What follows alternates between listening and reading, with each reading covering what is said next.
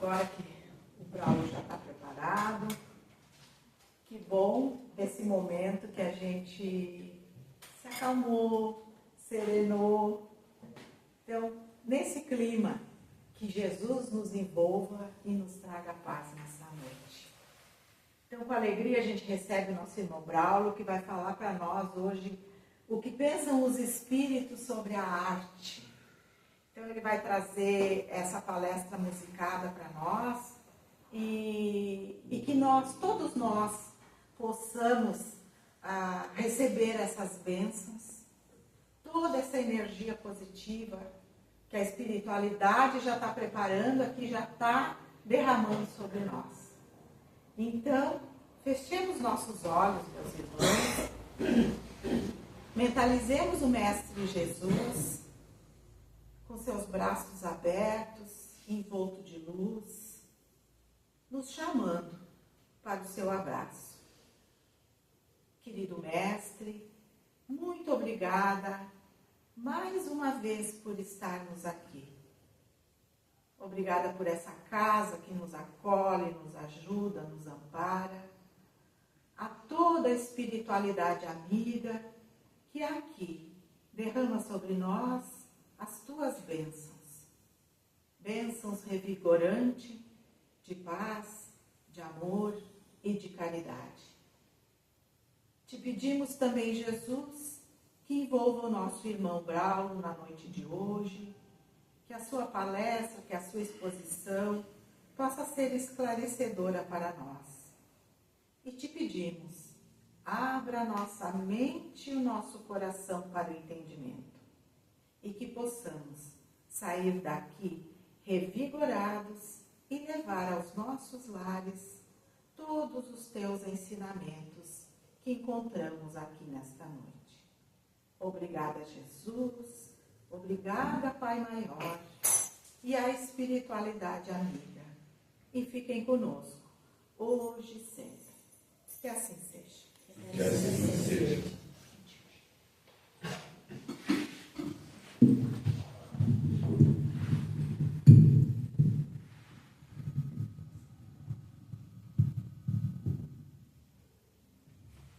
Boa noite, amigos.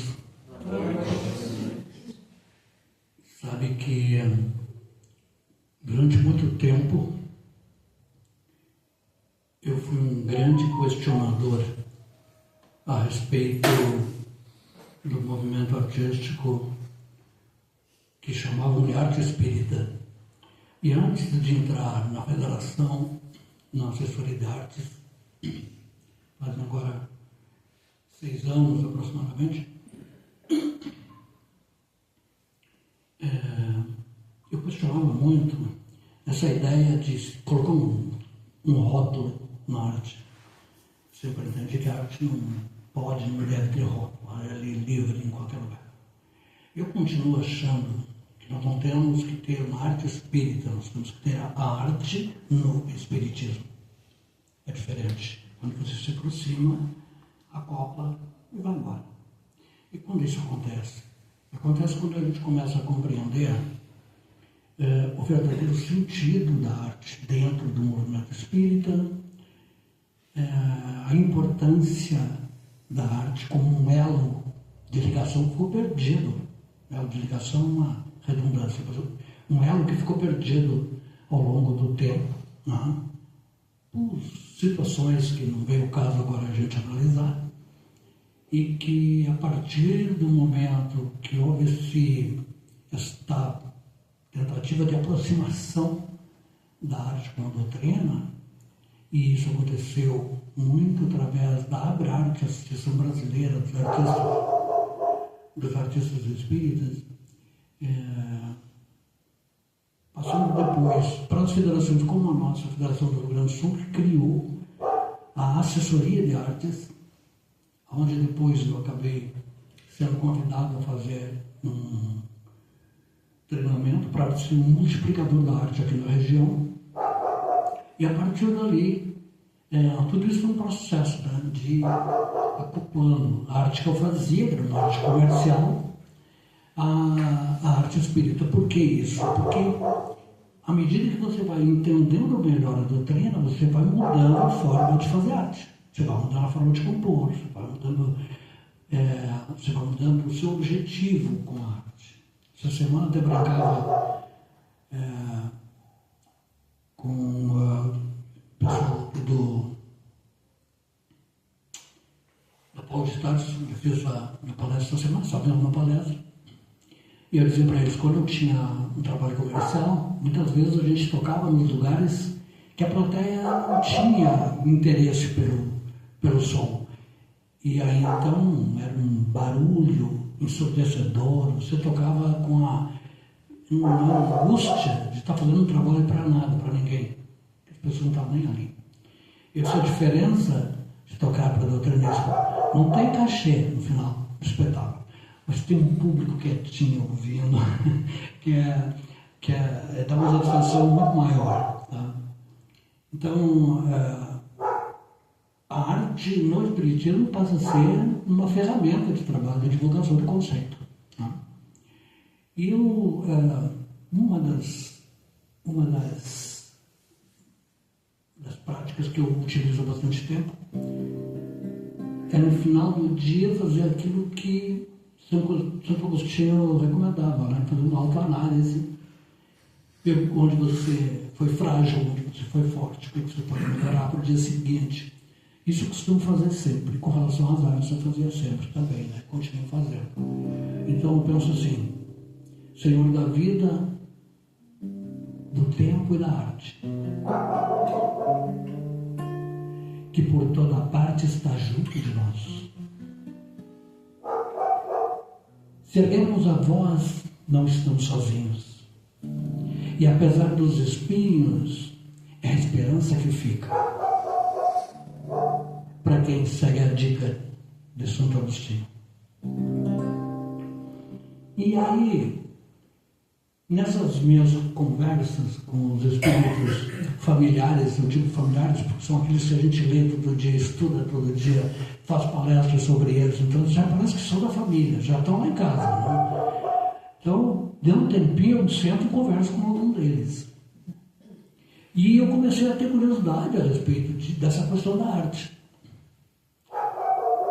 E um dia, alguém, no final de uma palestra, me falou o seguinte: eu gostaria de saber o que, na real, os espíritos pensam de tudo isso.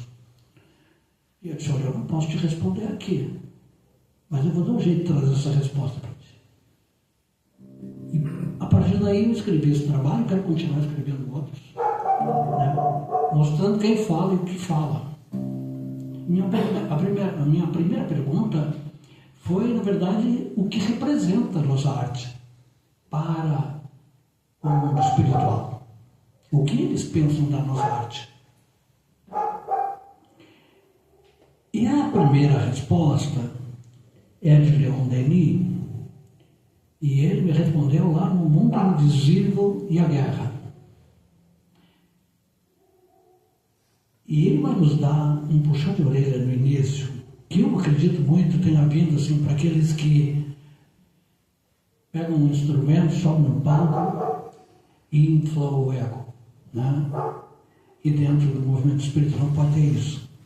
Então, Leon Denis vai nos dizer o seguinte: os sonhos dos poetas, as visões dos místicos, as criações do gênio, as comprovações e demonstrações da ciência, as realizações perfeitas da arte, são apenas ecos muito débeis e percepções pequeninas que os homens com melhores dotes captam como um relâmpago, quando a matéria dominada por poucos instantes permite que a alma possa entrever alguns pálidos reflexos do mundo divino.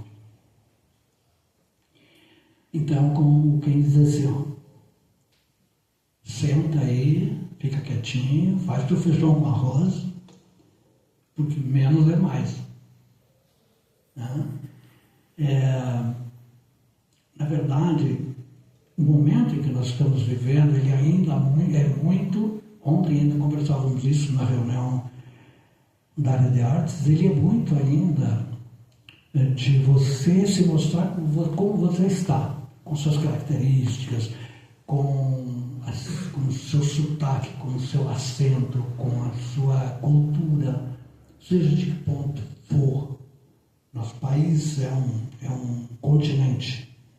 E a gente outro dia estava numa reunião nacional da área de artes e tem um poeta lá do norte, que se chama Merlânio, que ele se apresenta vestido com os trajes típicos lá da região, de chapéu de couro, cheio de babados, e muito bonito, muito interessante, diferente.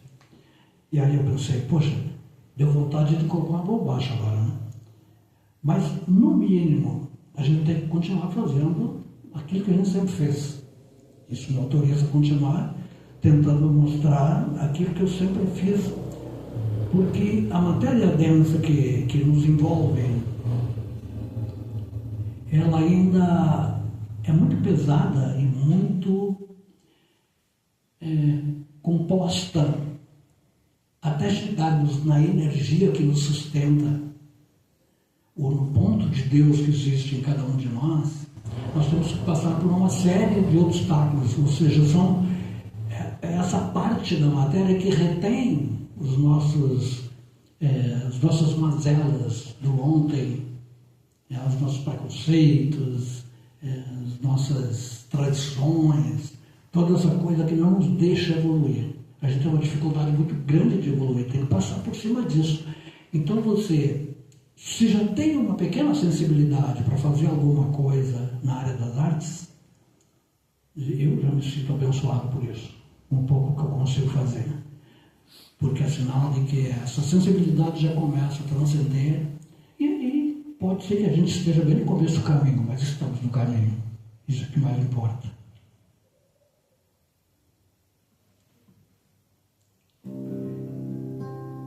E a isso eu daria o nome de o sonho dos poetas. Cantando fica mais ou menos assim.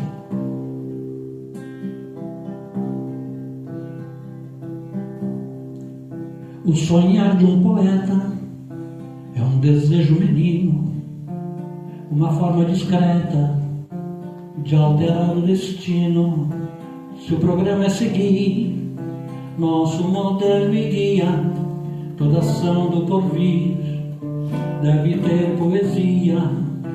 No bailado dos anjos, nos violinos da paz, melodias e arranjos sobre o bem que se faz. Se a beleza floresce nos pensamentos teus, poesias e preces te religam a Deus. Se a beleza floresce nos pensamentos teus, poesias e preces te religam a Deus.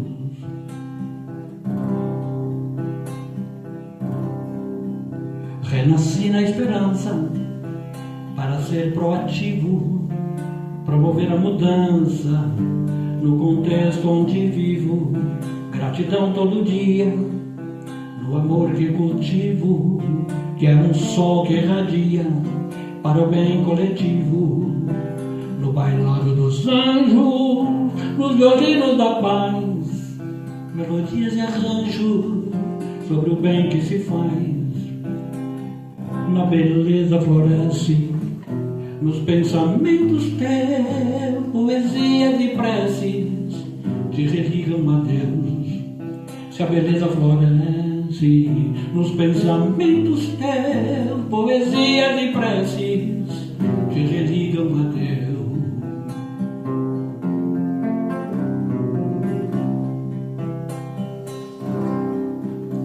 Renasci na esperança para ser proativo, promover a mudança no contexto onde vivo. Gratidão todo dia, no amor que cultivo, que é um sol que irradia para o bem coletivo. No bailado dos anjos, nos violinos da paz, melodias e arranjos sobre o bem que se faz, se a beleza floresce nos pensamentos teus, poesia de prece, te religam a Deus, poesias e preces, te religam a Deus, poesias e preces, te religam a Deus.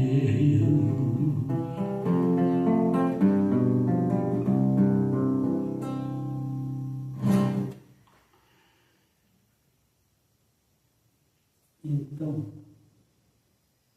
continuando a nossa entrevista, eu me atrevi a perguntar o seguinte: neste caso, se a nossa arte é tão insignificante,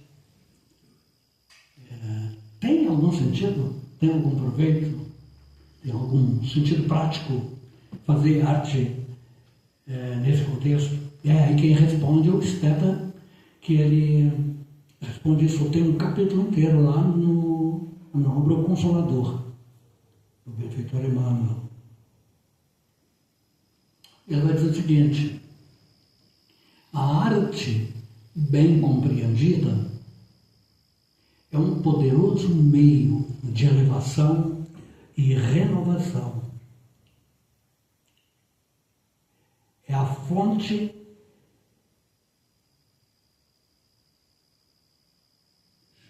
escapou o meu livro aqui.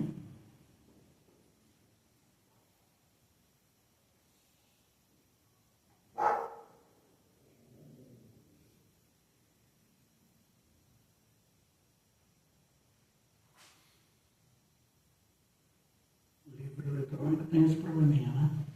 Mas então, repetindo, ele diz: a arte bem compreendida, um poderoso meio de elevação e renovação. É a fonte dos mais puros prazeres da alma. Ela embeleza a vida, sustenta e consola na provação e traça para o espírito antecipadamente as rotas para o céu.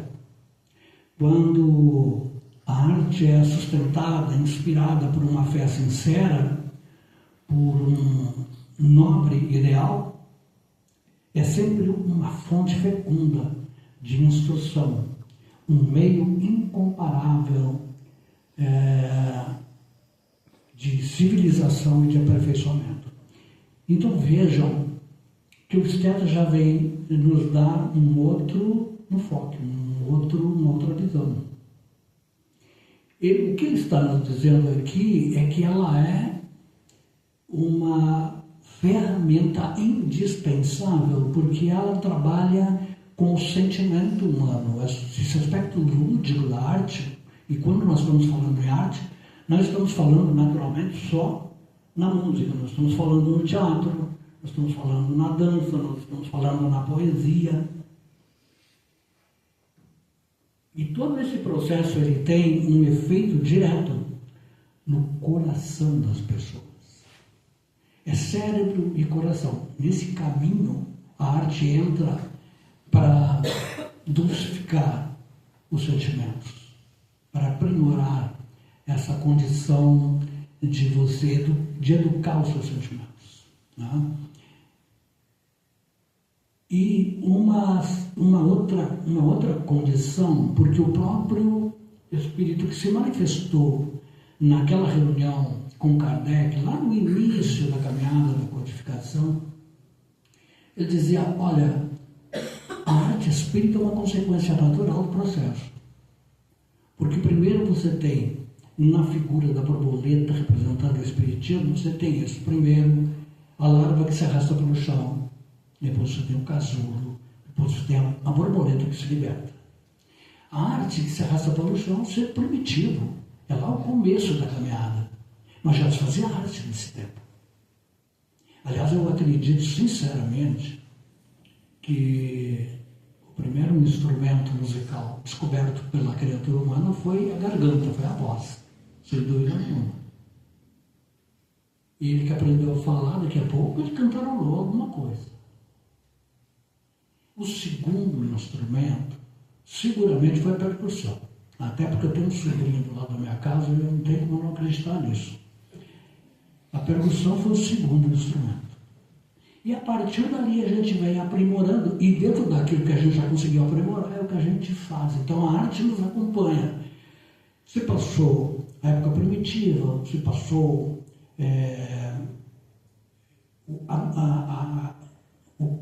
a cristianização da humanidade, né?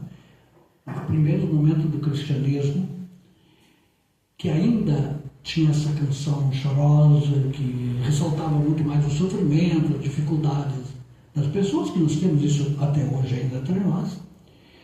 E a arte espírita, ela vem como resultado, ela vem como uma sequência de fatos. Não tem uma melhor que a outra, não tem uma superior à outra. É uma sucessão de fatos, de aprendizados, de conquistas, que a alma vem conquistando, porque nós, espíritas, hoje, fomos primitivos um dia. E a alma é a mesma. Ela não é hoje superior à que era antes, porque criada por Deus, ela já tinha toda a essência da perfeição. Ela vem como que descascando uma cebola, né? de anéis em anéis, até chegar na essência que está no centro. E esse centro é Deus. É por isso que quando nós queremos encontrar Deus, tem que olhar para dentro e não para fora. E olhando para dentro, quando a gente já está fazendo ou consumindo arte, ou seja, se educando para a arte, nós encontramos Deus com mais facilidade. Porque a arte faz com que a gente evite aquelas barreiras do preconceito, do egoísmo, do próprio pessimismo. Você pode estar triste, você pode estar desanimado. Você pega o violão, no meu caso, pega o violão e se esquece. Muda, você sai daquela dimensão. Quando você largou o violão, você está numa outra dimensão. É só cuidar para não voltar para aquela de novo. Então, a arte é um remédio em todos os tempos. E aí, com a arte, nós vamos legitimando, inclusive, os nossos desejos e os nossos sonhos.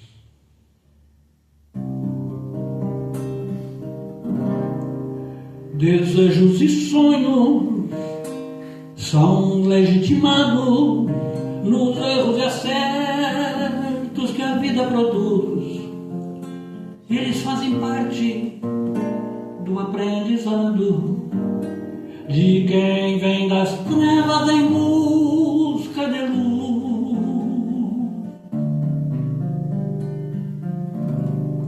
Procurei no tempo, meu tempo de agir, tentei prosseguir com os desejos meus, mas na espera do tempo é que o céu nos assiste. Porque o tempo que existe é o tempo de Deus. Porque o tempo que existe é o tempo de Deus. Quando a gente pondera entre o céu e o chão, há um tempo de espera, há um tempo de ação.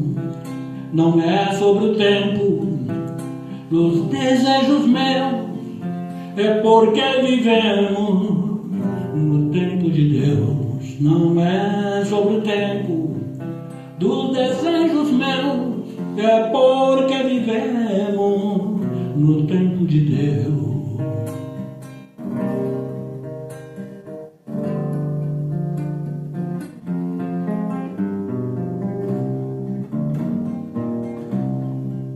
Procurei no tempo, meu tempo de agir, sonhei em prosseguir com os desejos meus, mas na espera do tempo é que o céu nos assiste, porque o tempo que existe é o tempo de Deus.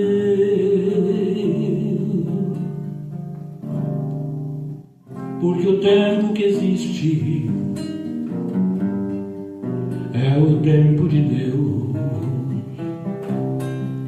Quando a gente pondera entre o céu e o chão, há um tempo de espera, há um tempo de ação. Não é sobre o tempo dos desejos meus, é porque vivemos no tempo de Deus. Não há sobre o tempo dos desejos meus, é porque vivemos no tempo de Deus, é porque vivemos no tempo de Deus.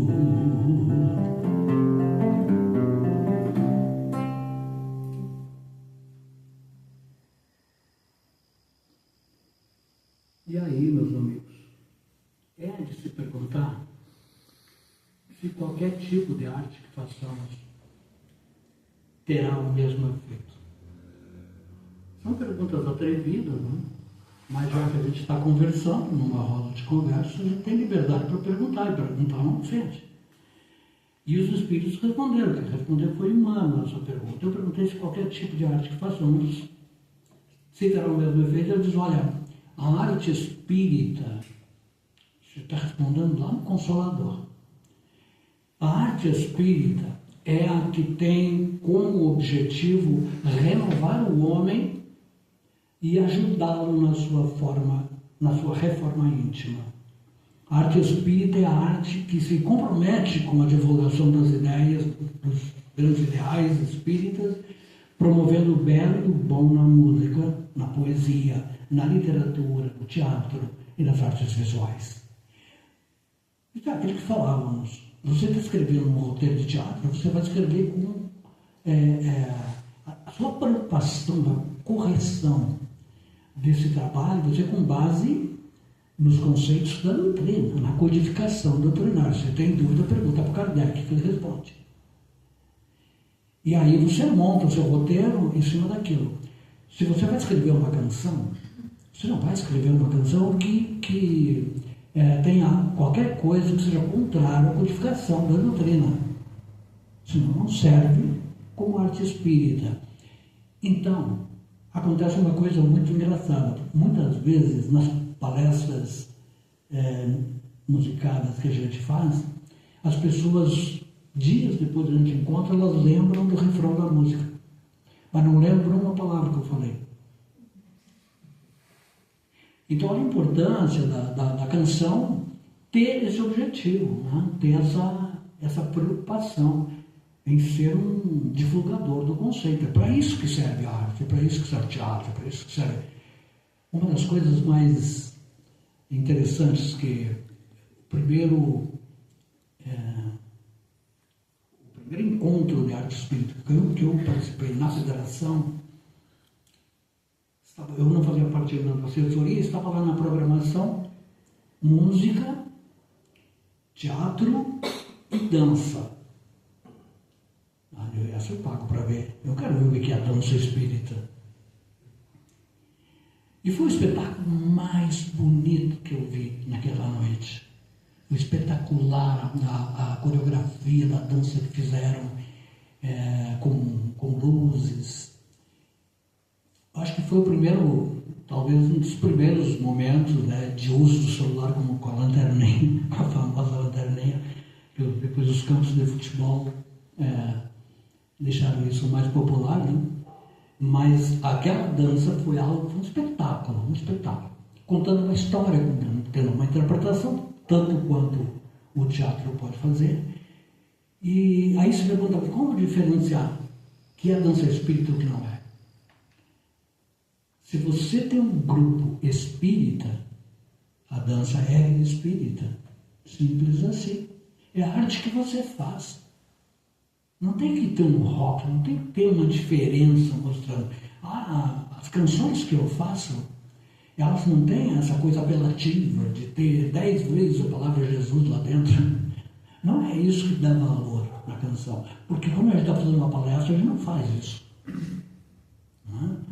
Mas tem um sentido educativo, tem um sentido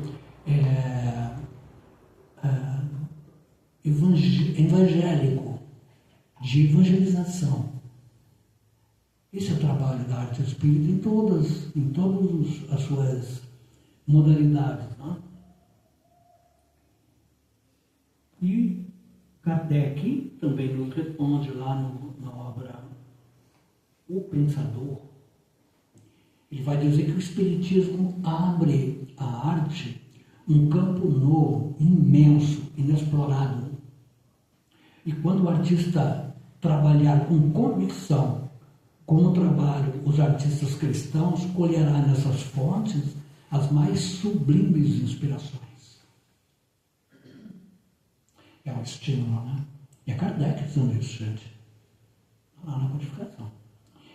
André Luiz nos diz o seguinte: a arte deve ser o belo criando o bom, repelir sem críticas azedas as expressões artísticas torturadas que exaltem animalidade ou extravagância, porque o trabalho artístico que trai a natureza nega a si próprio.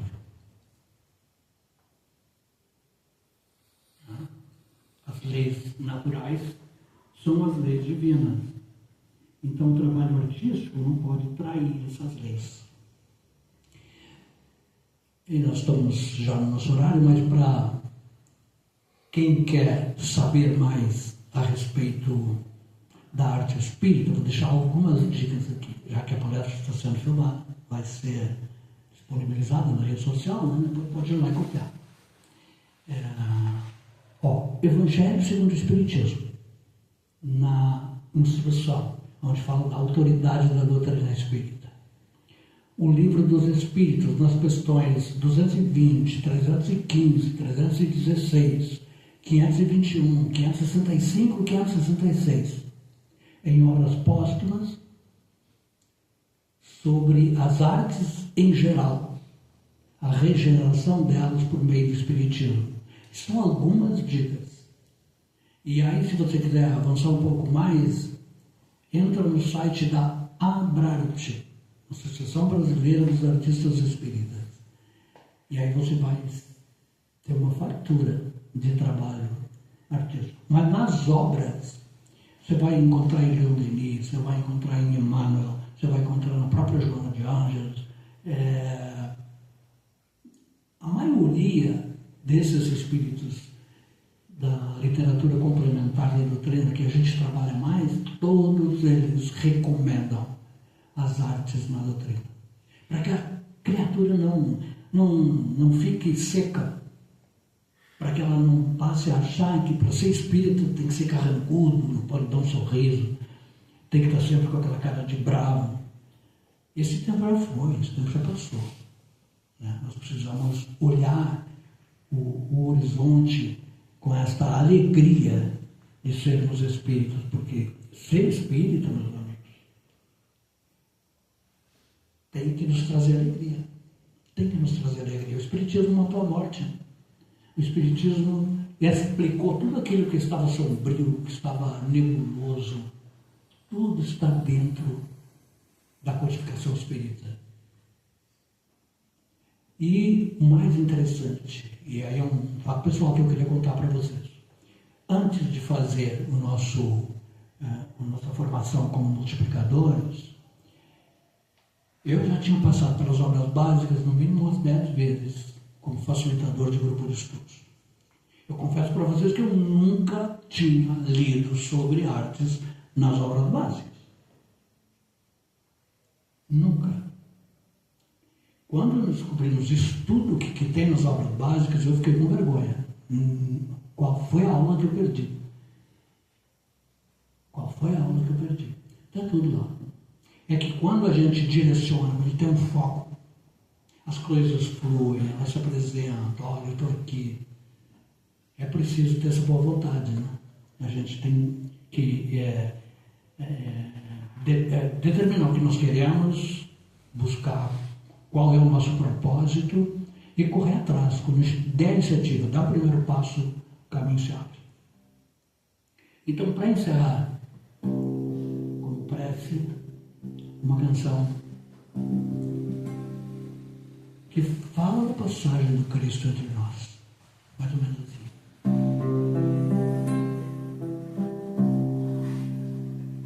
Uma onda doce chegou numa luz intensa, muito pouca gente notou a sua presença. mas a onda doce ficou sem erguer a voz. Foi o próprio Cristo que andou no meio de nós. Foi o próprio Cristo que andou no meio de nós. Que tempo era esse? Será que passou? Se você registrou, se a saudade é atroz, se ouvires a voz que o silêncio te trouxe, é a mesma onda doce que ainda vive entre nós. É a mesma onda doce que ainda vive entre nós. E nessa onda doce de alegria, de emoção, por estarmos a serviço do Mestre na sua seara de amor, queremos agradecer pela oportunidade do reencontro e rogar que continue nos amparando, nos protegendo e nos inspirando na caminhada, agora e sempre. Que tempo era esse? Será que passou? Se você registrou, se a saudade é atroz, se ouvires a voz no silêncio te trouxe, é a mesma onda doce que ainda vive entre nós. É a mesma onda doce que ainda vive entre nós.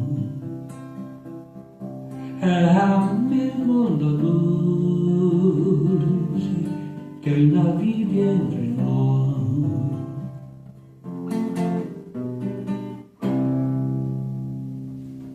Muito obrigado.